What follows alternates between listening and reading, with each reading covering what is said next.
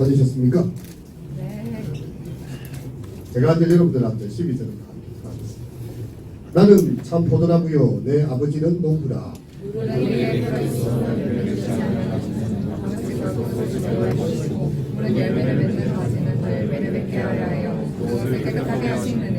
너희는 내가 일러준 말로 이미 깨끗하여졌으니 내 안에 거라 나도 너희 안에 거라. 가지가 포도나무에 붙어있지 아니하며 스스로 열매를 맺을 수 없음같이 너희도 내 안에 있지 아니하며 그러하리라. 나는 포도나무요 너희는 가지라. 그 안에 내가 그 안에 거하면 사람이 열매를 많이 맺나니 나를 떠나서는 너희가 아무것도 할 수 없습니다. 사람이 내 안에 거하지 아니하며 가지처럼 밖에 버려져 마르나니 사람들이 그것을 모아다가 불에 던져 버리리라. 너희가 내 안에 거하고 내 말이 너희 안에 거하면 무엇이든지 원하는 대로 구하라. 그리하면 이루리라. 너희가 열매를 가지시면 내 아버지께서 영광을 받으실 것이요 너희는 내 제자가 되리라. 아버지께서 나를 사랑하신 것 같이 나도 너희를 사랑하였으니 나의 사랑 안에 거하라. 내가 아버지의 계명을 지켜 내 사랑 안에 거하는 것 같이 너희도 내 계명을 지키며 내 사랑 안에 거하리라. 내가 이것을 너희에게 이르면 내 기쁨이 너희 안에 있어 너희 기쁨을 충만하게 하려 함이라. 내 계명은 곧 내가 너희를 사랑한 것 같이 너희도 서로 사랑하라 하는 것이니라. 아멘. 네. 오늘 누가 말씀 요약하기로 누가 하기로 했죠? 대기라 미안이라 그래서 계속 깨가 저기 있어. 저는 수련회 참 이번 수련회는 제가 준비하면서도 그렇고 또 진행하면서도 그렇고 그렇게 느꼈던 게 참 시험도 많고 어려움도 있었지만 하나님께서 그 가운데 참 우리를 인도하시고 우리를 보호하시고 은총을 주셨다는 생각이 들어요. 우리가 기도할 수밖에 없는 환경이죠. 갑자기 차가 이렇게 벨트가 끊어지고 장집사를 이렇게 뵀었는데 우리가 만일 모르고 그냥 달렸다면 중간에 불이 날 수도 있었다 이런 이야기죠. 근데 우리가 이신이 앞에 딱 멈춰 서는 바람에 차가 왜 에어컨 안 나오지? 그러면서 점검하고 차도 벨트가 끊어지고 발견했고 차를 이제 정비소에 맡기고 우리가 탔잖아요. 분명히 어려움이 보이지 않는 폭병이 있었는데 빨리 발견이 되고 조치가 되어진 거죠.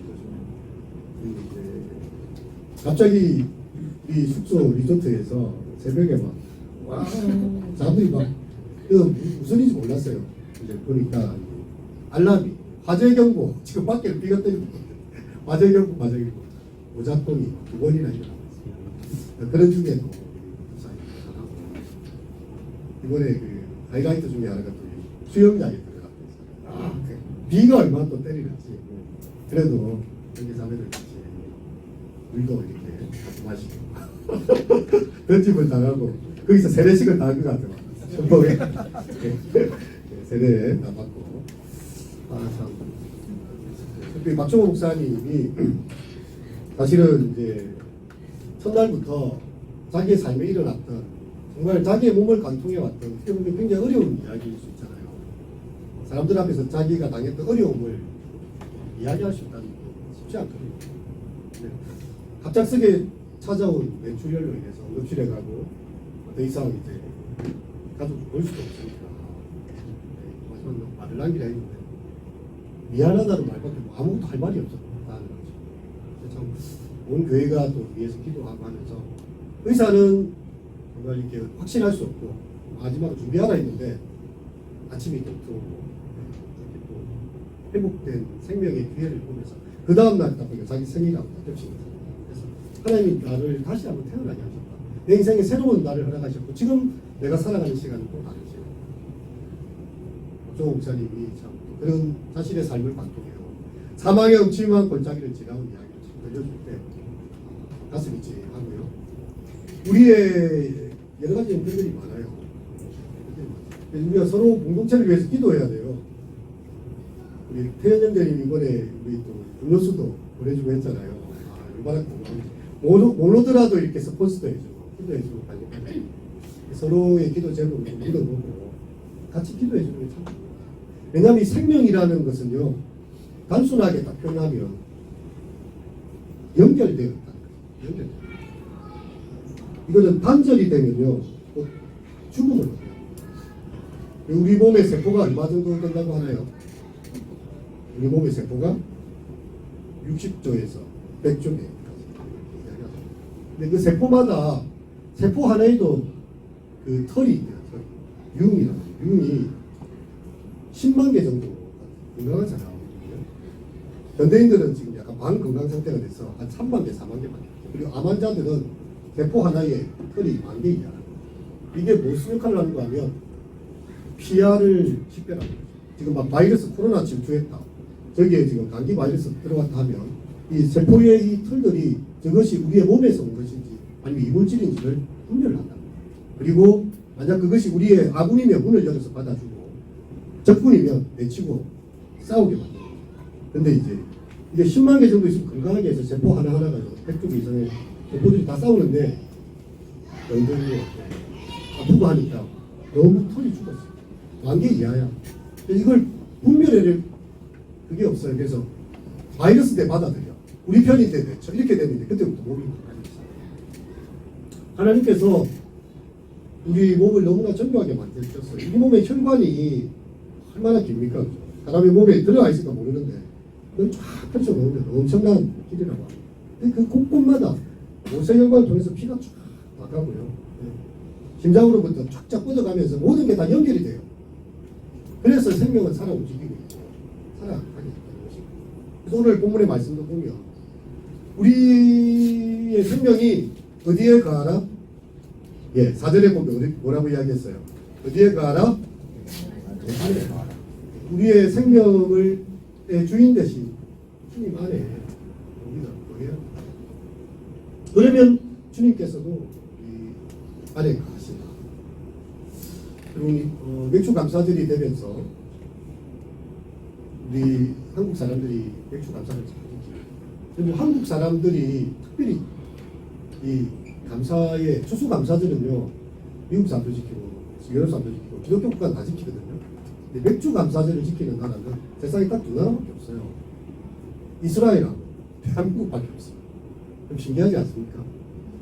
이스라엘 사람들은 구약에 나온 세 가지 절기 중에 수장절, 초막절, 그죠? 무교절, 유월절 그리고 맥주절을 지켜요. 근데 다른 나라는 그렇게 지키지 않습니다. 근데 한국 사람들은 맥주절을 정말 기억하고 지켜요. 너무 가난한 한국 전쟁을 겪으면서 힘든 시절에 아이야 우지 마라 배 꺼질라 이 노래 들어봤습니까? 보리토리 한마는 보리토리예요. 그래가지고 이 아무것도 없을 때 이 보리가 출시되는 걸 보면서요 정말 우리에게 보리를 주시는 하나님 이 맥주절에 대한 감사를 특별히 느껴요. 한국 전쟁이 일어나고 나서 윈스턴 처칠이 대한민국을 보면서 한 말이 있어요.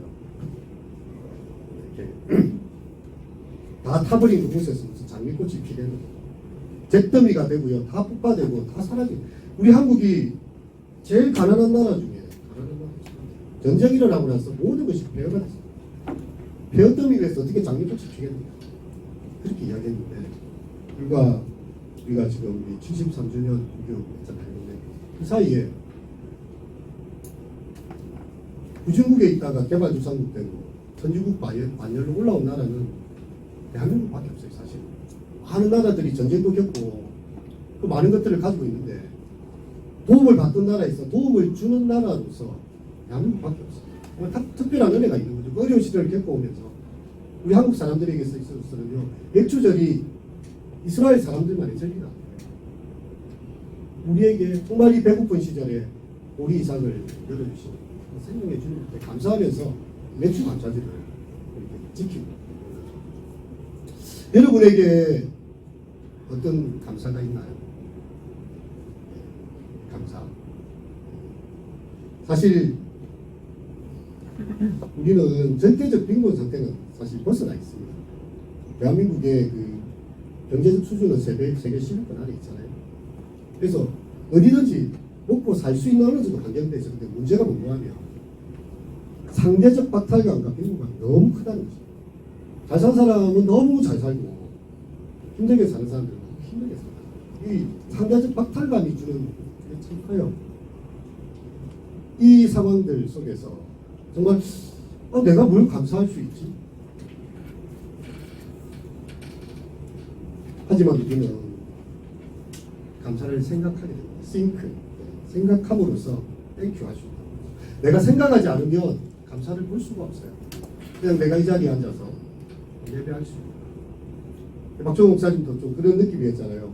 아, 이렇게 이 자리에 서서 청년들과 말씀을 나눌 수 있다. 이거 자체로 가지는 이 감사와 기대감과 흥분이 고생을 있었어요. 저도 여러분들 대할 때마다 그런 생각이 듭니다. 우리 청년들과 함께 여러분의 가장 젊은 시절에 제가 함께 와서 말씀을 나눌 수 있는 거 정말 전혀 생각하지도 못한 일이거든요. 그래서 다른 건 다 빼더라도 이것저것 다 빼더라도 오늘 이렇게 서서 여러분들 얼굴을 마주하고 눈빛을 마주하면서 이 말씀을 나눌 수 있다는 거 정말 감사하다. 물론 우리에게 현재에 진행되고 있는 그리고 결과를 알 수 없는 또 미래에 어떻게 될지 모르는 수많은 불안과 복병들은 남아 있습니다. 하지만 무화과 나무 잎이 마르고 포도나무 열매가 없고 밭에 소출이 없다 할지라도 하나님을 인하여서 나로 나의 높은 곳을 다니게 하신 그 하나님으로 인하여서 난 찬송할 수 있다. 할렐루야. 옆에 있는 얘기하면서 감사합니다. 대결 때 계셔주겠어. 아, 예, 대결 때 계셔주겠어. 오늘 본문에 보면 농부가 이제 포도원에 포도를 심는 그런 이야기가 나오거든요. 이 포도나무가 왜 포도나무를 심었을까요? 여기가 질문하게 되잖아요.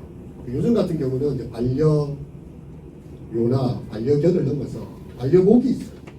그렇죠? 들나무를 키우면서 관상하기 위해서 키우는 사람도 있어요. 근데 예전에 농부들은 이걸 보기 위해서 만든 게 아니에요. 그렇다고 이 포도나무가 너무 견고해가지고 이 목재로 쓰거나 뭐 책상을 만들거나 이렇게 쓸 수도 없어요. 그럼 포도나무에서 가장 기대하는 농부의 기대가 무엇이겠습니까? 포도를 보면서 그놈을 주고 깨서서 해서 언제 이제 딱 때가 됐을 때 어떤 열매가 맺혔어요. 거기 열매, 열매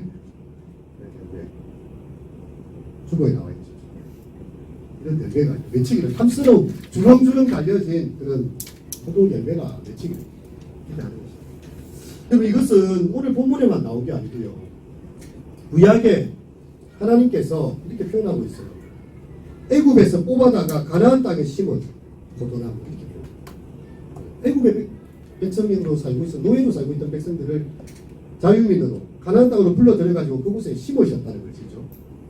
그리고 주의 오른손으로 심으신 주기요 주를 위하여 힘있게 하신 가슴입니다. 이렇게 10편 80편을 이야기하고 있습니다. 하나님은 마음이 있었어요. 자기가 뽑아서 심은 이 나무가 극산품 포도나무가 되기를 정말 그곳에서 아름다운 열매가 맺기를 바라십니다. 그래서 정성을 다해서 돕으십니다. 그런데요, 이스라엘의 그 열매가 어떤 모습이 있는 거 하면 아주 악한 열매들이 맺혔어요. 쓸 수 없는, 먹을 수 없는 열매들이 맺혔어요. 극산품 포도나무를 열매를 기대했는데 없을 나무가 되어버린 거죠. 그래서 하나님께서 이것을 어떻게 해야 될까? 그래서 이 전지 작업을 하죠. 가지를 딱 끊어냅니다. 잘못된 가지, 열매를 맺지 못한 가지를 잘라내고 깨끗하게 해서 많은 열매를 맺게 합니다. 여러분이 잘 볼 기회가 없었을 텐데 제가 예전에 천안에서 사회 갈 때 교회하고 이렇게 사택 사이가 배나무 밭이 있어요. 배나무 성암배 유명한 그쪽인데 그래가지고 이제 새벽기도를 가는데 달이 빛이 쫙 쏟아지는 그런 계획입니다. 근데 달빛 아래서 백꽃을 보니까요 배나무의 꽃이 너무 아름다워 진짜 환한 거예요. 그때 이제 보시조 하나가 떠올랐는데 혹시 이런 식으로 만들어보겠습니다. 이화의 월백하고 은하니 상명인제 일지춘심을 자귀하다만 자전거 경량하여 잠 못 들어한다 이런 시간. 여기에 보면 이화라는 단어가요 하얀 백꽃 밝은 달 아래서 하얀 그래서 시인이 이걸 이야기했을 때 이걸 이야기해요. 저는 우리 근처에서 경상도에서 배나무 잘 보잖아요. 탁 백꽃에서 그걸 봤어요. 하얀 백꽃, 맑은 달빛, 은하수는 한밤인데 아직 남은 푸른 나의 마음, 소쩍새가 어찌 할까? 정 많은 이 병이라서 잠 못 들고 뒤척여. 이게 시입니다. 그죠? 그 시의 의미가 갑자기 쑥 들어오는 거예요. 달빛 아래 백꽃이 이렇게 안 나옵니다. 근데 그 길을 계속 왔다 갔다 할 때마다 농부가 가지 치력을 많이 봐요. 어떻게 나무를 하는가 하면 나무가 이렇게 너무 높이 안 자라게 손으로 이렇게 관리를 할 수 있도록 나무 가지를 다 당겨요 밑으로. 이렇게 손이 닿을 수 있도록 다 당겨 놓습니다.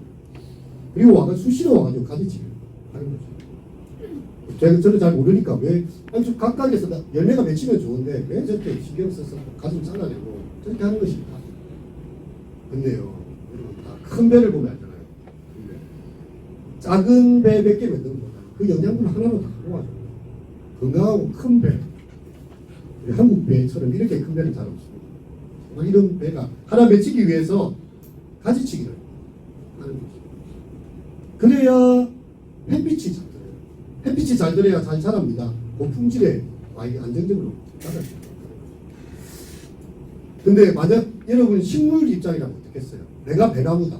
내가 배나무인데 와서 계속 가지치기를 하고 막 자른다. 여러분 아프지 않겠습니까? 아파요. 비명을 지르는 것 같아요. 왜 농부가 나를 이렇게 괴롭혀 할지 모르겠어 라고 이야기해주고 있어요.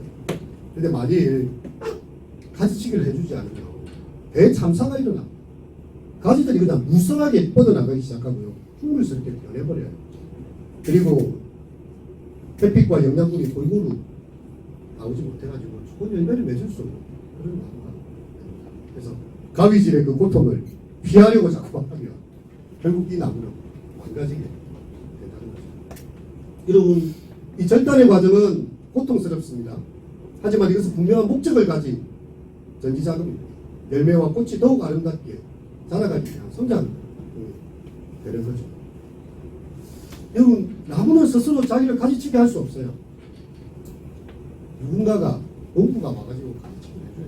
아니면 태풍에 부러져서 가지가 부러지는 그런 경우가 있습니다. 그리고 농부는 할 때마다 이 작업 도구에도요 계속 소독을 해요. 가지치기 하다가 이 잘못된 병균이 다른까지 옮겨갈 수 있기 때문에 겨울철 배나무 균형을 맞춰주면서 하나하나를 다 가지치기 하는 거죠. 그리고 우리 인생에 하나님께서 가지치기 하는 수가 있어요. 도대체 이야기가 안 돼요. 아니 건강하고 편안하게 잘 살게 하시면 좋지 왜 하나님께서 나에게 이렇게 건강에 어려움을 주시는 거예요. 근데 어쩌면 그것이 우리 인생에 무엇이 중요한지 한번 생각해봐. 그렇게 끊임없이 달리지 말고 아플 때 집에 가만히 있으면서 또 외로울 때 혼자 홀로 앉아서 네 인생의 가치가 무엇을 향해 달려가는지라고 보아라라고 말씀하는. 우리는 진지하게 생각하지 않습니다. 그냥 즐겁게 아무 일 없이 지내기를 바랍니다. 근데 우리의 인생에 전지작업처럼 다가와요. 잘라내요. 아파요. 힘듭니다. 고통스럽습니다. 하지만 그것은요 나무 입장에서 이해가 안 되지만 농부 입장에서는 분명한 목적을 가지고 있습니다. 하나님께서 왜 내 삶에 이런 어려움을 주실까? 하는 일마다 다 잘 되면 얼마나 좋을까? 우리 마음이 그렇지 않습니까? 내가 시험 치면 합격을 하고 내가 건강검진을 하면 아무 문제가 없고 내가 만나는 사람들마다 나를 좋아해요. 근데 세상은 그렇지 않거든요. 병원 갔는데 내가 알지 못하는 약간 혈압이 높으신데요. 약간 이 혈당 수치가 이상 범위를 넘어갑니다. 아니면 여기 좀 문제가 있는 것 같아요. 라고 말을 할 때요. 혹은 사람들과 관계 속에서 나에게 호의적이지 않고 비판적인 사람들을 만나 이렇게 할 때 우리의 마음이 힘듭니다. 근데 그 시간이 우리에게 우리를 자라가게 하는 시간이고요. 우리 삶에 끊어내야 될 것을 끊어내게 하는 시간이죠. 그래서 이해되지 않는 고난 속에서도 하나님을 보십니다. 아버지는 농부시고 우리는 예수님의 그 포도나무에 접붙여진 가지가 되었습니다. 우리에게서 아름다운 열매를 얻게 하기 위해서 때로 우리 하나님께서 우리의 삶을 가지치게 하시는 경우입니다. 정말 이해 안 돼요. 정말 이해 안 돼요. 어려운 순간이 지났을 때요. 내가 그렇게 병들지 않았다면, 내가 그렇게 실패를 맛보지 않았더라면, 내가 그렇게 관계의 단절을 경험해보지 않았더라면 결코 드릴 수 없었던 나의 기도가 있고 결코 마주할 수 없었던 하나님의 얼굴이 있고요. 지성소가 나타났습니다. 우리 삶에 주님께서는요 정말 좋은 열매를 얻기 원하시는데 만일 우리 기도대로 다 되고 하고 싶은 대로 다 되면요 이 자리에 앉아있을 사람 있겠습니까? 하나님 돈을 너무 잘 벌게 해주세요. 사업이 잘 돼요. 자기 하는 걸 봐요. 돈 관리하느라고 주일 나와서 앉아있을 여유가 없어요. 그렇겠어요? 하나님 제 몸이 너무 너무 에너지가 넘쳐가지고 펄펄 넘쳐가지고 가만 앉아 있을 수가 없어. 근데 하나님께서 약간씩 우리 삶에 겸손하게 만드시죠. 우리 기도를 다 들어주지 않은 경우가 있어요. 그래도 우리의 연약함 때문에 주님이 바라보고 나의 연약함 때문에 또 다른 사람이 아픔을 이해하는 거예요. 내가 겪어본 만큼 많이 그래요. 우리 공감 능력이 떨어지는 거는요. 내가 때때로는 고난을 많이 겪지 못해서 그런 거예요. 내가 한번 고난의 그 10년을 한번 갔다 오면요. 옆에 있는 사람이 달라버리죠. 이 형제는, 이 자매는 어떤 삶의 고난을 겪었을까? 영혼이 담긴 말입니다. 영혼이 담긴. 그냥 주워들은 말이 아니고 자기 영혼이 담긴 말. 그 고난이 그 이야기를 들을 수 있는 길을 만들어주고요. 그것을 볼 수 있는 길을 만들어주고요. 우리 속에 주님께서는 성령의 열매가 맺기를 원하십니다. 사랑과 희락과 화평과 오래 참음과 자비와 양성과 충성과 의와 절제. 성령의 열매입니다. 근데 내가 교회 다니고 예수 믿는데 전혀 사랑함이 없어요. 오래 참는 게 없어. 바로바로 막 적극적으로 막 튀어나오고요. 화평함을 이런 이제 분열을 많이 합니다. 자비나 충성됨이 없어요. 아니라는 거예요. 내가 예수를 믿고 정말 하나님 앞에서 온전한 자가 되기를 원하면요. 성령의 열매가 맺혀지게 되죠. 예전에는 화를 막 급하게 냈는데 이제 여기에도 뜻이 있겠지. 막 말을 하면서 풀려고 했는데 하나님 앞에 기도해 주시고 말을 입을 받고 우리 하나님 이 이런 무슨 뜻 가운데 이루어진 것입니다. 그러면서 절제하는 거예요. 달라지는 거예요. 달라지는 거예요. 예수를 믿었는데 정말 내 삶에 이런 열매들이 없다면 아직까지도 나는 가지치기를 많이 당해야 되는 그런 모습이죠. 여러분 또 우리를 통해서 이렇게 또 다른 형제나 자매가 또 다른 한 사람이 예수님을 볼 수 있게 된다면 그것도 하나의 열매가 되는 거죠. 예수님께서는 오늘 본문에 통해서 이렇게 이야기를 하세요. 열매를 맺지 않는 가지는 아버지께서 그것을 제거해 버리시죠. 물론 열매를 맺는 가지를 더 맺게 하기 위해서 그것을 깨끗게 하셨다. 이런 표현을 쓰고 있습니다. 대부분 직장에 보면 좋은 나무가 나쁜 열매를 맺을 수 없다는 것입니다. 못된 나무가 아름다운 열매도 맺을 수가 없어요. 그래서 그들의 열매로 그들을 알게 된 것이죠. 그럼 이거 무서운 말이기도 합니다. 무서운 말이에요. 왜냐하면 우리의 살아가는 삶의 성품과 삶의 열매들이 자신의 삶을 말해주는 겁니다. 저도 참 부족함을 많이 느끼고 이런 말씀 듣고 있으면 과연 나를 통해서 사람들은 어떤 열매를 보고 있을까? 그런 생각들을 하게 됩니다. 이 설교자가 가진 부담이 가장 큰 게 그것입니다. 내가 이렇게 많은 이야기를 했잖아요. 근데 과연 나는 그대로 얼마나 살고 있지? 앉아있으면 편해요. 나는 듣기만 했으니까. 근데 목식적으로 말을 해요. 그리고 영상도 남겨가지고 길이길이 유튜브에 남겨라. 목사님 그때 저 설교했는데 설교하고 삶이 다를 것 같아. 이렇게 외식하는 자가 되는 거예요. 여러분 우리가 그만큼 말하는 대로 살고 사는 대로 말하고 열매 맺기가 쉽지 않습니다. 그런데 하나님께서는요 우리로 하여금 열매 맺는 자가 되게 하기 위해서 우리의 삶을 흔들어 주시는 것이죠. 어떻게 열매를 맺습니까? 가지가 스스로 열매를 맺는 그런 경우가 없다는 걸 오늘 말씀해 보면 나무에 잘 붙어 있어야 돼요. 잘 붙어 있어요. 너희는 내가 일러준 말로 이미 깨끗하였으니 내 안에 거하라. 나도 너희 안에 거하리라. 가지가 포도나무에 붙어 있지 아니하면 스스로 열매를 맺을 수 없음 같이 너희도 내 안에 있지 아니하는 가지에 할 일은요 나무에 잘 붙입니다. 나무에 잘 연결되어져 있는 것이고요. 그 가운데서 진액을 흡수하고 그 가운데서 가만히 있는 것입니다. 여러분 우리가 주님 안에 거한다는 것 이게 뭘까요? 이 질문이 항상 있어요. 내가 어떻게 주님 안에 거할 수 있는가? 네, 오늘 7장 말씀 한번 읽어보겠습니다. 시작. 너희가 내 안에 거하고 내 말이 너희 안에 거하면 무엇이든지 원하는 대로 거하라. 그래야 이 두 가지가 같이 나오고 있죠. 우리가 하나님 안에 거한다는 것으로서 또 표현될 수 있는 게 하나님의 말씀이 내 안에 있다. 원래 내 육신의 본성상으로는 잘 삐져야 돼. 이 정도에서는 약간 삐져줘야 돼. 며칠 동안 전화도 안 받아줘야 돼. 막 이렇게 해줘야 되는데 예수님께서 이렇게 말씀을 들어오니까 생각하는 거죠. 내가 연약할 때에 우리 주님은 나를 용납해 주셨다. 내가 아직 죄인 되었을 때에 그리스도께서 나를 위해 죽으심으로 하나님께서 이렇게 사랑을 보여주십니다. 내가 형제 자매의 이 작은 허물에 대해서 이렇게까지 내가 그렇게 해야 되나. 그래서 이제 화를 내더라도 해가 지도록 불을 붙지 않고, 화를 내는 게 잘못된 게 아니에요. 사람은 희노애락에 정서가 있어요. 기쁜 감정이 있다면 화가 나는 모함의 감정도 있는 거예요. 그죠? 그래서 화를 낼 수 있어요. 하지만 그걸 막 해가지고 내 절대 이 얼굴 한번 보라 말 얼굴 쳐다보지 않고 이렇게 하지 않고 빠른 시간 내에 화해하는 거예요. 분을 품지 않는 거예요. 그래서 내 감정이 하나님 말씀을 따라서 주의 말씀이 내 삶을 컨트롤합니다. 내 기분상으로는 절대 내가 가서 화해 안 해요. 끝까지 버티고 앉아있을 건데 하나님 말씀 보니까 그래 뭐 저분도 저 나름의 사정이 있었겠지. 저분도 자기 나름의 상처가 있었겠지. 이렇게 내가 너희를 사랑한 것처럼 너희도 나를 사랑, 너희도 서로 사랑하라. 이게 오늘 말씀의 결론 아닙니까? 주님의 그 사랑하심을 드러내야 하는 거죠. 올해 우리가 이 말씀을 주제를 잡을 때 말씀 안에 살고 말씀대로 살고 이걸 제가 이렇게 이 말씀을 묵상했던 이 본문이 이거예요. 사실 올해 주제 본문이에요. 우리가 하나님의 말씀 안에 거하는 것.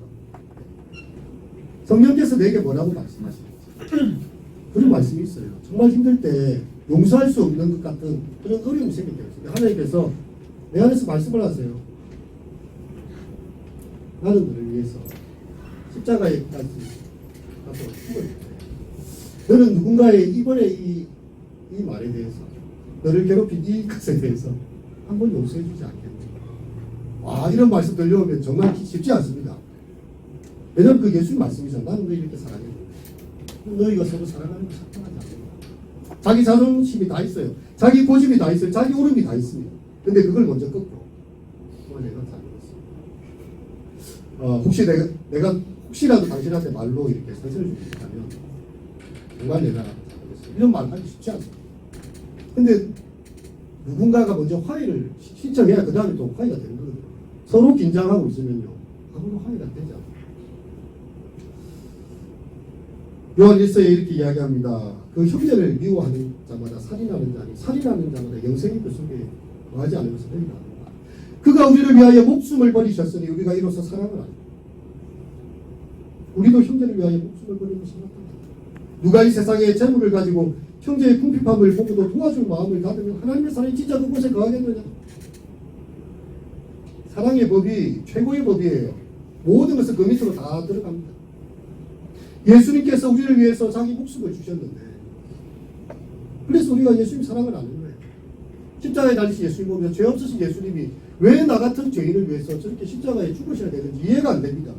하지만 그 사랑을 뿐이에요.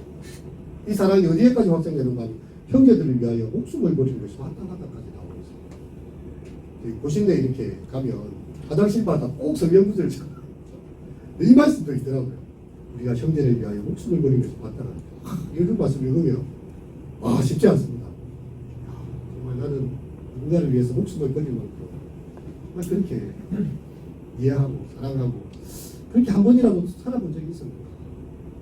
뜨끔해요. 진짜 뜨끔해. 그리고 자기의 재물이 있다면 궁핍한 형제를 위해서 도와주고 싶은 마음이 있는데 그 마음을 닫아버린다면 하나님 사랑이죠. 우리 주님은 그렇게 말씀하셔요. 어떤 한 수도승이 있었어요. 이 중세에 말씀을 너무나 잘 가르치는 수도사였어요. 말씀을 읽었어요. 말씀을 읽었는데 이런 말씀을 읽은 거예요. 형제의 궁핍함을 도와줘야 돼요. 근데 진짜 자기가 아는 이 길을 가다가 한 홈리스가 아무것도 먹지 못한 저렇게 자기는 성경을 가지고 설교를 해야 되고 말씀을 연구한 사람인데 그 중세 시대에는 성경이 값이 꽤 나갔거든요. 요즘처럼 이렇게 나온 게 아니죠. 양피지 아니면 양의 가죽입니다. 양을 한 마리 벗겨가지고 가죽이 값이 엄청나요. 파피루스 이것도 되게 갈대를 몇 건 그 자체가 돈이에요. 자기는 고민한 거예요. 내가 이 말씀을 가르치기 위해서 성경은 가지고 있어야 될 것인가. 이 말씀을 실천하기 위해서 이 성경조차도 이 사람이 줘야 될 것인가. 고민을 합니다. 고민. 말씀을 너무 읽다 보니까 고민이 돼요. 그래서 자기가 가지고 있는 양피지 성경을 그분한테 드렸어요. 이걸 팔아서라도 당신의 그 어려움을 해결하시라. 하나님 말씀이 우리한테 깊게 들어오면요, 정말 우리로 하여금 힘들게 만들 수 있어요. 하지만 그것이 주님의 말씀이에요. 우리 시대에 성경을 읽는 사람 많고요, 고개 끄덕이는 사람 많고, 당신이나 그렇게 하시죠. 우리 선교사님들 대단히 좋습니다. 하지만 내한테 그걸 요구하지 마세요. 그런 우리의 장소입니다. 그래서 세상이 교회에 대해서 기대가 없어요. 왜? 말씀대로 살지 않거든요. 말씀을 읽는 것에 만족합니다. 말씀을 입으로 나눈 것에 만족합니다. 근데 그 말씀을 때문에 자기의 삶이 조금 바뀌는 그런 사람이 없으니까 교회가 생명력을 잃어버리는 것이고 세상에 대한 변화의 힘을 잃어버리는 것이고, 누가복음 13장에 보면 이런 사건이 하나 나오는데요. 실로암에서 망대가 확 무너졌어요. 바람이 확 불어가지고 망대가 딱 무너졌어요. 18사람이 죽었어요. 이 사건이 안 있었던 거죠. 그때 예수님 말씀하십니다. 예루살렘의 그 망대 밑에 있던 사람이 다른 사람보다 죄가 더 많아서 그 자리에 있다가 죽은 줄 알았다. 내가 너희에게 이르노니 아니라 너희도 만일 회개하지 아니하면 다 이와 같이 말하리라. 진정한 회개가 없다면 우리의 삶에 회심이 없다는 거죠. 단순한 지적 동의 아니면 감정적인 협동 상태만 가지고 있다면 되지 않습니다. 우리의 진정한 회심은 우리의 삶의 변화를 만들어내요. 움켜쥐던 삶에서 조금 펴서 나누어져 이렇게 해야 돼요. 그리고 예수님께서 그 바로 다음에 비유로 말씀하십니다. 한 사람이 포도원에 무화과 나무를 심은 것이 있더니 열매를 보아요. 무화과 나무 밭에 무화과를 심은 게 아니고 포도원에다가 무화과 나무 심어놨어요. 포도원 지기 이런데 우리가 3년이나 와서 이 무화과 나무에서 열매를 보았는데 어찌 못하겠습니까? 찍어내서 버리면 어찌 땅만 버리겠네요. 3년 내내 돌봤는데 아무 열매가 없다는 거죠. 그때에 그 농부가 이야기합니다. 주인이시여, 금년만 그대로 두소서. 한 해만 더 지켜봅시다. 내가 두릅하고 그름을 더 많이 줄 것이고 그 후에 만일 또 열매가 없다면 그럼 내가 더 이상 할 수 없는 것이니 그때는 열매가 맺히면 좋겠지만 아니면 찍으셔도 됩니다. 여러분, 우리에게 하나님은 무한히 기다려주기를 원하십니다. 우리의 삶이 스스로 회개하고 스스로 변화되기를 기다리고 있는 거죠. 그래서 우리가 주님 안에 거하고 주님의 말씀이 우리 안에 거하면요, 이때의 기도는 무엇이든지 원하는 대로 나가는 거예요. 자기 욕심을 벗어난 기도를 드릴 수 있는 것입니다. 성경대로 기도하는 거죠. 그를 향하여 우리의 가진 바 담대한 것이 이것이니 곧 그의 뜻대로 무엇이든지 원하면 주께서 다 들어주세요. 지금 우리는 생각해 봐야 됩니다. 나의 이기심에 맞는, 나의 욕심에 맞는 기도만 드리지 않았는가. 정말 주님의 뜻에 합당한 기도를 드리면 주님께서는 어찌 그 기도를 응답을 안 하시겠어요? 주님의 마음을 알고 있는 거예요. 하나님의 말씀은 말씀 속에 우리에게 펼쳐져 있어요. 그 말씀대로, 그 말씀이 우리 안에 가고 우리가 그 말씀대로 살아가요. 그것은 바로 주님의 사랑 안에 가는 것입니다. 생각하는 거죠. 하나님 나를 어떻게 사랑하셨는가. 또 예수님께서 우리를 어떻게 사랑하셨는가. 그 사랑 안에서 그렇게 아주 우리가 그리스도의 제자라요. 여러분, 정말 우리 정년부가 한 사람 한 사람이 그리스도의 제자가 됐습니다. 다른 사람들이 예수 냄새를 맡을 수 있고, 저 친구는 진짜 성경을 막 얼마나 말을 많이 하는지 그런 사람이 아니라 참 성경대로 사는 것 같아. 나는 못하겠는데 저 사람 안에 무엇이 있을까? 근데 성령님께서 하시는 거죠. 우리 속에 하나님의 사랑이 넘쳐서 그 친구에게 흘러가는 것입니다. 우리가 주님 안에 거하시는 2023년을요, 이렇게 6개월을 지나고 새로운 6개월을 시작하면서 이제 우리가 말씀 안에 살고 말씀대로 살아가는, 살아 숨쉬는 여자랑 정년회가 되기를 축원드립니다. 오늘 말씀 생각하시는 자녀 나의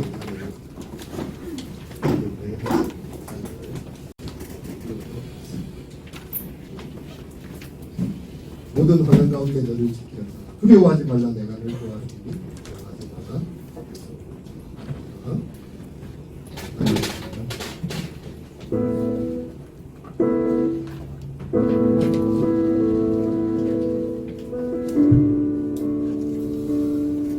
나의 안에 거하라.